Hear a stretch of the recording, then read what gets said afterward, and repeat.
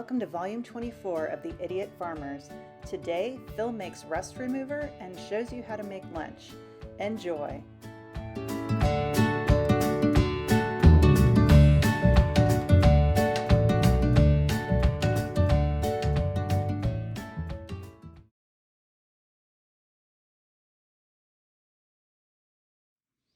Okay, so I got some rusty files, and I have in there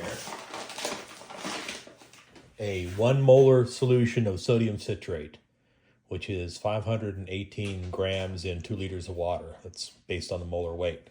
Anyway, we're going to see if that sodium citrate, which is the kind of the new thing on Facebook, people are mixing citric acid and sodium carbonate and using it as a rust remover. Well, that's sodium citrate plus water plus carbon dioxide. So we're going to stick these in there.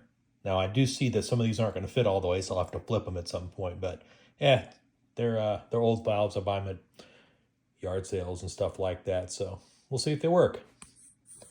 So let's see. Oh yeah, really not going to work for some of these longer ones. I'll have to get a longer container for the big guys. Let's see if some of these little ones will fit. Oh yeah, some of them are going to fit in there. We'll get all these small ones done, and then we'll switch this to a tube tomorrow and put those other two in the tube I've got outside that currently has a rifle barrel in it, actually. So this isn't a lot of times they use acids to etch these things. This is actually chelating the iron, so it's supposed to not rust these things out either or damage the surface. So we'll see how that works. I have my doubts actually about how well that's going to work, but I'll take them out of here and hit them with the wire brush to knock the rust off and see how it goes. All right, now what? We got this big piece of PVC pipe. We got this Belgian-made barrel I got off eBay. Kind of rusty, surface rusty. You can see that thing there. You can see it's Belgian. It's got Belgian proofs on top. Little dealie right there. This is percussion, although I may be converting it over to matchlock, which ought to be pretty interesting to do. Anyway, going to take this tubing, cut it so that we can fill it up with a solution that we'll describe here in a little bit, and we're going to use it for rust removal. All right, so what I've got here is sodium citrate. So you'll see on the internet some guys making Vaporust type compound, and what they're doing is taking citric acid and mixing with sodium carbonate. And that reaction results in sodium citrate, carbon dioxide, and water. So I figured, get the sodium citrate, cut out the middleman, quit making all that mess. So the molar weight, in other words, the weight that 1 mole of sodium citrate weighs is 258 grams. And the tube that you saw that had the barrel in it, that holds 2 liters to get the water above the barrel. So we're going to add 2 times 258, so we'll have 1 mole per liter, or 1 molar sodium citrate, and see how that does with rust removal. Sound like a plan? Sounds like a plan to me. All right, so what we have in there, 2 liters of water, hot water, the muzzleloader barrel, it was all rusty, and we have 258 times 2, which is, I think, 516 grams of sodium citrate. And, of course, we have Charlie walking through. But anyway, I'll check this this evening before I go to bed, but my aim is to leave it here till tomorrow. Give it 24 hours, so we'll say that's 1 normal or 1 molar sodium citrate solution plus iron. Okay, so through the magic of videography, we're here tomorrow morning looking at the files, and I can tell you, looking pretty good so far.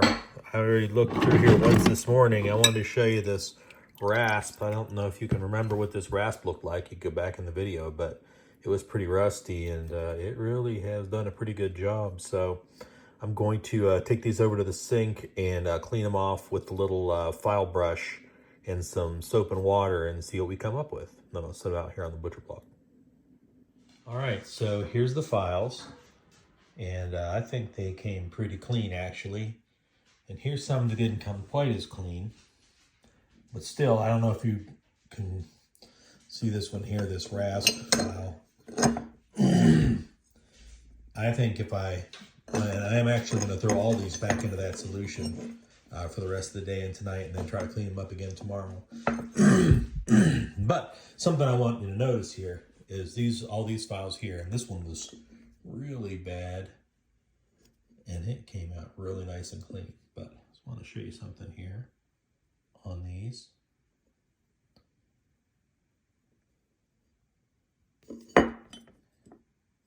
This one here is actually a new name, but that's a Simons. This is a TRW. Actually, I think it was made in Spain. New Britain, made in USA. Nicholson. I think this is there it is, Simons. This is a really nice one here. This is a knife edge with like a half round on the top. Mill file. I like that file a lot. And then this one here, Nicholson. These are all, that's a USA Nicholson. Nicholson now, the Crescent Nicholson, they're not quite the same quality as they were. And these ones over here, now this one here does say made in USA on it somewhere. And the rest of these say nothing, which means that these are probably just kind of generic. This one is also made in USA, it says here. But the rest of these are just kind of generic, probably Far East made. And the metallurgy on the entry-level files, it's not the same as these files over here. These files over here have better steel in them, and these just frankly don't. Although I don't really know about this little USA file. It's pretty crappy, actually. It's really light, and you know, see what I'm saying? Anyway, so what we're going to say is the sodium citrate as a chelating agent and rust remover without tearing up your files and stuff, I'm going to go with Confirmed. Wasn't particularly expensive. Certainly this container I've got, which was like a 5-pound bag, is about the third the cost of a big thing of Evaporust. So it'd be a reasonable thing to try, I guess, if you want to get your stuff cleaned up. And again, you know, all I did is I made a 1 normal or 1 molar solution of it, and then soaked it not quite overnight. This was about 9 or 10 hours. I'm gonna stick the rest of these in there just for giggles and see how they clean up. Okay, so it's day 2, sodium citrate versus rusty muzzleloader barrel. The reason we're doing this is we have a little bigger project up in the future, so we're going to do something simple. Okay, so it's day 2, 24 hours later, and we'll take a look at this muzzleloader barrel. We've been soaking in 1 molar sodium citrate overnight. I don't know how much we're going to be able to tell until I get it brushed off.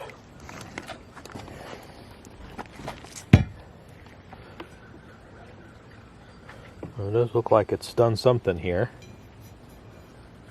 Had some tape up at this end. Alright, well, I'm going to take it inside and use this green Scotch-Brite and take that nipple off there and see how it cleans up. Alright, well, as you can see, it's taken off most of that outside corrosion. Now, I've not spent a lot of time cleaning this up yet, but it almost took it down to bare metal, almost like a acid would, so I have to check the pH on that. But as far as would I think this is a reasonable way to kind of remove rust on something? Absolutely. A few little places here where I'll probably take a brass wire wheel. And the bore, well, I haven't done anything with that, so you want to look under here and see this. This is silver solder from where that used to have something attached to the bottom. I may leave it there because it's underneath. It's going to be underneath the wood. Probably more trouble than it's worth to remove it. You could always take a propane torch and get it hot and just wipe it off with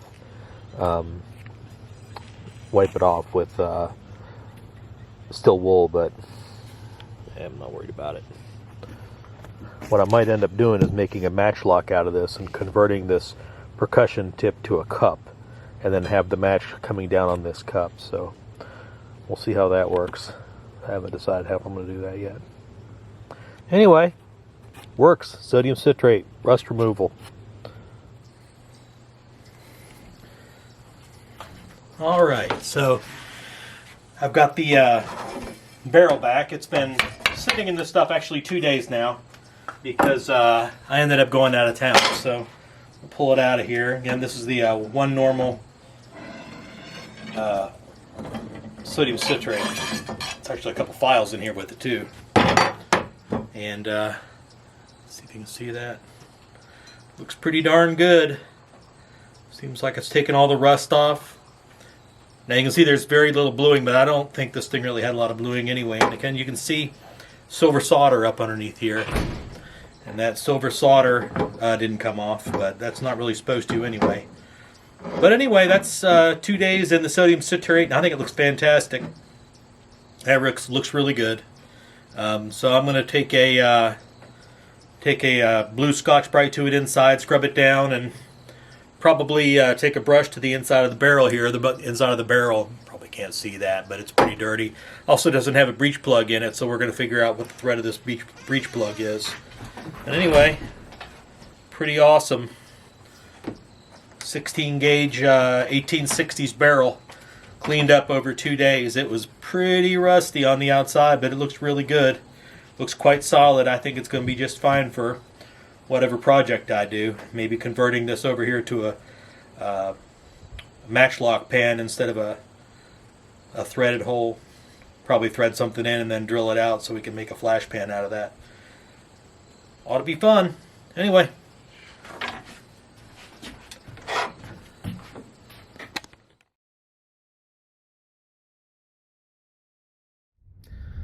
So one of the things that I have been doing lately at work is using these Cumin Club Indian heat 'em and eat 'em lunches to sort of stay on track with the diet, trying to get around 1,500 calories a day or something like that. So shooting for 500 to 600 calories for lunch. And I just wanted to show you what I've been doing. Today's lunch is dal makhani.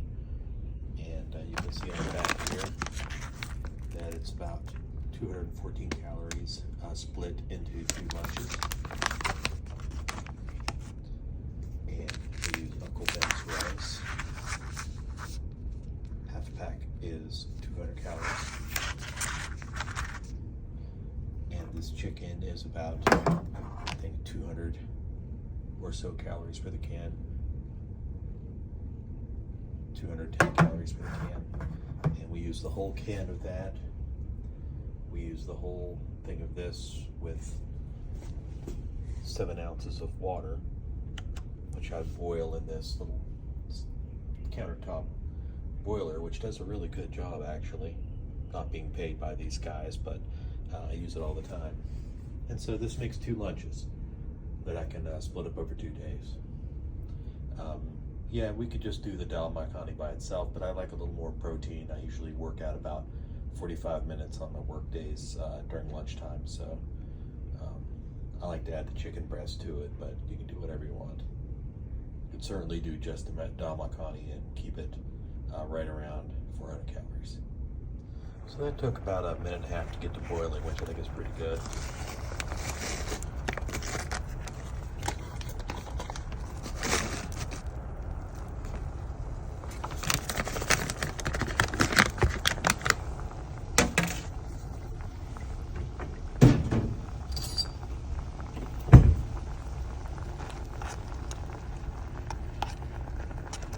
This takes about 3 minutes to boil,